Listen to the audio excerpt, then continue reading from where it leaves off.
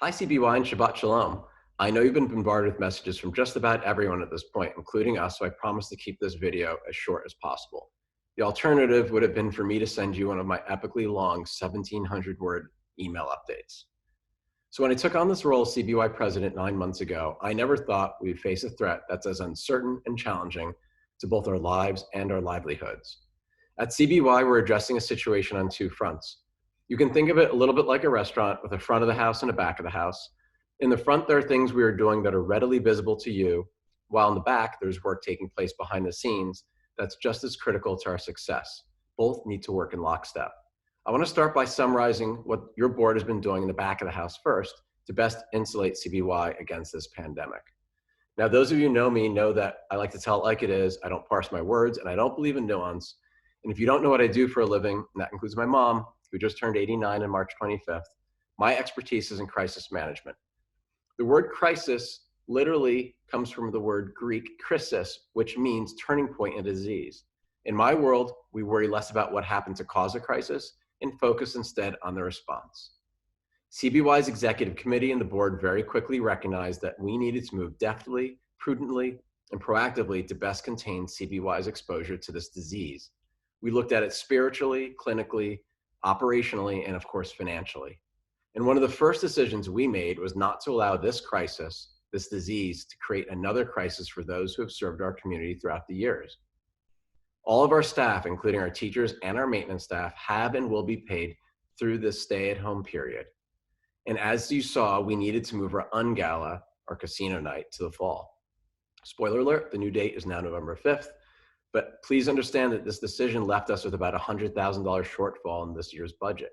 Had it not been for the capital campaign, we would have had to tap our line of credit to borrow funds to cover the shortfall, a decision that would have placed us into a perpetual cycle of debt. The campaign also funded the very equipment we use to stream services. One of the goals of the capital campaign was to provide financial stability for our congregational community, and that's exactly what it's doing. Now, if you're amongst the 100 families who have donated to the capital campaign so far, I can't thank you enough for your support. Early last month, the board approved next year's budget, but it was about 2 weeks before the world changed and the economy came to a screeching halt. Earlier this week, the board and executive committee, with tremendous help from our budget and finance committee, revised and voted on a new budget based on likely revenue shortfalls for our upcoming fiscal, which starts July 1st. And we also made a commitment not to make CBY membership a burden on anyone who has suffered a financial setback as a result of this current crisis. I want to briefly preview for you the measures we're taking to harden ourselves against this economic downturn this coming year. First of all, it's important to remember that CBY has never and will never deny anyone membership due to economic hardship. That's not who we are or ever will be. Our original budget called for a nominal increase in both dues and B'nai Mitzvah fees. We have since reversed that decision and instead will keep both those costs flat for the coming year. And for those of you who wish to fulfill your financial commitment before June 30th, we will be waiving our 3% credit card fee. We expect there will be members who struggle to pay their dues. So we're creating a dues arrangement committee to help work with those families on agreeing on an amount that works for them. All conversations and arrangements will be and will remain confidential.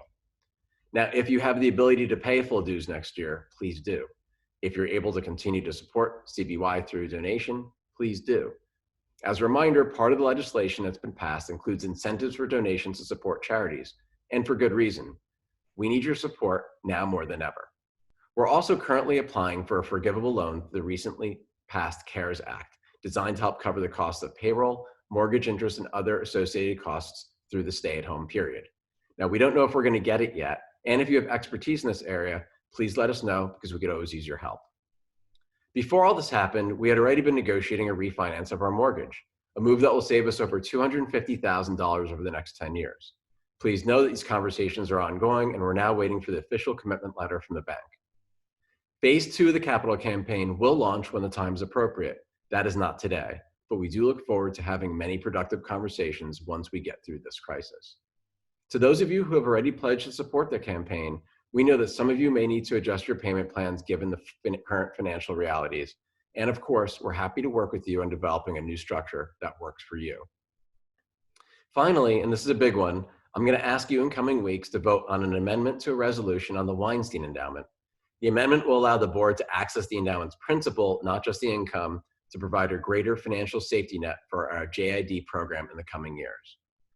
As for the front of the house, I want to sincerely thank Rabbi Strom, Cantor Sugarman, Melissa Kohavi, Ava Saperstein, Chip Schrager, and all of our administrative and maintenance staff, along with the board and our lay leaders who run and participate in committees, for working so hard to keep CBY virtually running.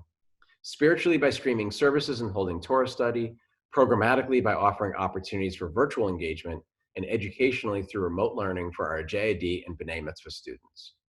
In closing, I'm humbly requesting 4 things from you at this time. Number 1, please stay connected to us and your fellow members and anyone else in need.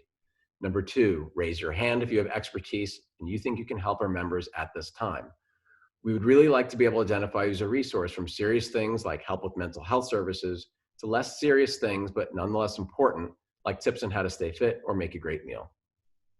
Number 3, please be on the lookout for an email from me inviting you to our virtual annual meeting, tentatively scheduled for May 4th, and to vote online this month on some very important matters, including the mortgage refinance, the amendment to the Weinstein endowment, contract extensions for Rabbi Strom and Melissa Kohavi, and a slate of new board members and officers. Getting out the vote has never been more important than now. And number 4, please remember to sign up for our emergency texting system by texting the word ALERT to the number 22300. Now, on a more personal note, I've had to make some very tough business decisions these past few weeks, and I know many of you have had to do the same, or you may have been impacted by the decisions of others. So I wanted to share with you what I told my staff and CBY's board. Even though there's no end in sight at the moment, I know this will end, and it's important to remember that we all have choices. For me, I'm choosing optimism over negativity, empathy over apathy, grit over surrender, and collaboration over isolation. Even in this time of social distancing, you may be at home, but you're never alone. There's an old saying that crisis doesn't build character, it reveals it. I'm proud to say that CBY's collective character and our resolve has never been stronger, and our community is truly unflappable. Part of what separates us from other types of nonprofits, or businesses for that matter, is that we really are a family of families. We celebrate together when things are going well, and we lift each other up in times of struggle. Please know that not only am I here for you, not only is the clergy, leadership, and staff here for you, but the entire community of CBY is here for you. Whatever you need, whenever you need it, you just have to ask. I thank you for your continued support and faith in CBY, and feel free to reach me at aaron@cbyrmonk.org if you want to connect. A reminder that the Ungala was postponed, not canceled, so we look forward to the end of social distancing so that we can celebrate together on November 5th. From my family to yours, I wish you all good health and a happy Passover next week.